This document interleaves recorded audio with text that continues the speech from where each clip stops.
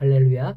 6월 13일 금요일 매일 성경 묵상 가이드입니다. 오늘 말씀은 역대상 15장 1절에서 29절의 말씀입니다. 요즘은 열쇠를 잘 사용하지 않고 전자키를 쓰거나 비밀번호를 사용하죠. 그러나 과거에는 열쇠가 없으면 들어갈 수 없었어요. 세상에는 참 열쇠가 많죠. 전에 보면 교회에 제가 일을 할 때 열쇠 꾸러미를 들고 다녀요. 이 열쇠, 저 열쇠 이렇게 꾸러미로 이 문은 이 열쇠, 저 문은 저 열쇠 이렇게 여는데요. 아무 열쇠로 그 문을 열 수는 없어요. 바로 그 문에 맞는 열쇠는 오직 하나뿐이죠. 그 열쇠로만 그 문을 열 수 있는 겁니다. 오늘 다윗이 다시금 하나님의 교회를 예루살렘 성으로 모셔 올리려고 하고 있는 것을 볼 수 있어요. 이미 3개월 전 한 차례 실패한 경험이 있습니다. 자기들의 방법대로 의논해서 하면 되는 줄 알고 자기들 딴에는 최선의 방법을 선택을 하고 거창하게 화려하게 준비를 했지만 그것은 오히려 실패했습니다.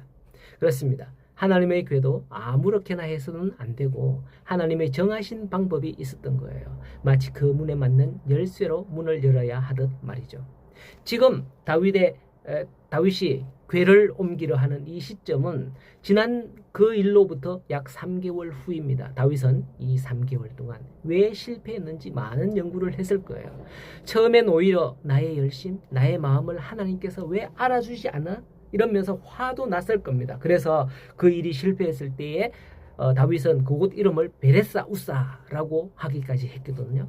그러나 13장 14절을 보니 하나님의 궤가 오벳에돔의 집에 있는 3개월 동안 하나님께서 그 집을 엄청나게 복을 주신 거예요. 그걸 들으니 빨리 궤를 예루살렘 성으로 모셔와야 되겠구나 하는 생각이 들었던 거죠. 그래서 이번에는 3개월 동안 막 찾고 찾아본 거죠. 그래서 결국 답을 찾았습니다.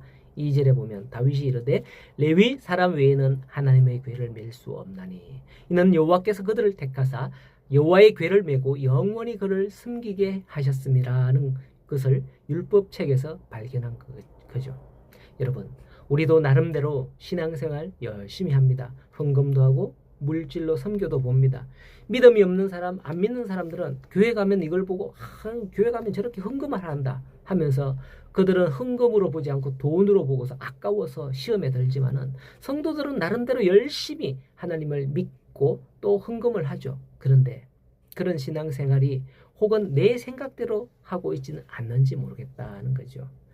그걸 돌아봐야 합니다. 내가 이만큼 하면 하나님은 이만큼 축복하실 거야 하는 그 마음으로 말이죠. 헌금의 원리는 복을 받기 위한 게 아니라 복을 주신 데에 대한 감사다 하는 게 원리입니다. 우리는 이 선후가 바뀌어서는 안 돼요. 다윗이 율법의 말씀에서 법궤를 옮기는 그 원리를 찾게 되듯이 우리도 하나님의 말씀을 통해서 하나님의 뜻을 발견하고 올바른 신앙생활을 하면 하나님께서 이와 같이 해주시는구나. 이거를 발견할 수 있기를 소원합니다.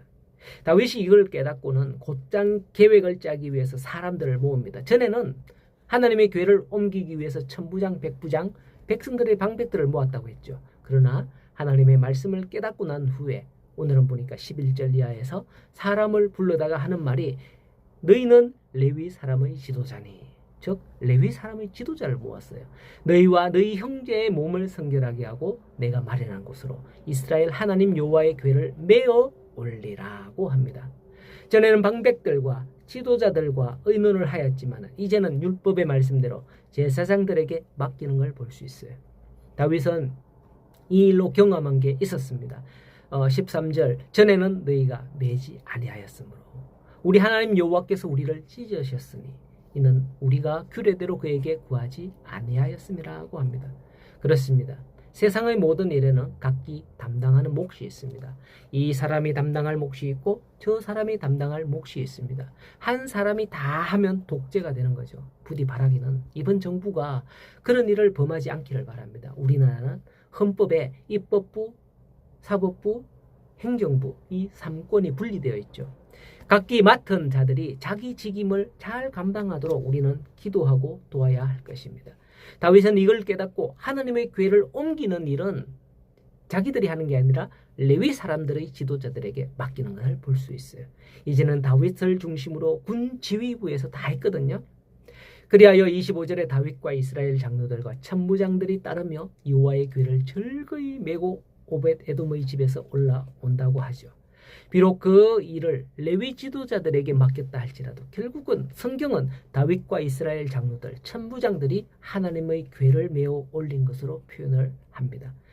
다윗 자기가 중심이 되도록 계획을 짜지 않아도 그 모든 영광을 하나님께서는 받으시고 그 나라의 지도자를 높여주셨다는 것을 볼 수 있는 거예요. 교회도 마찬가지입니다.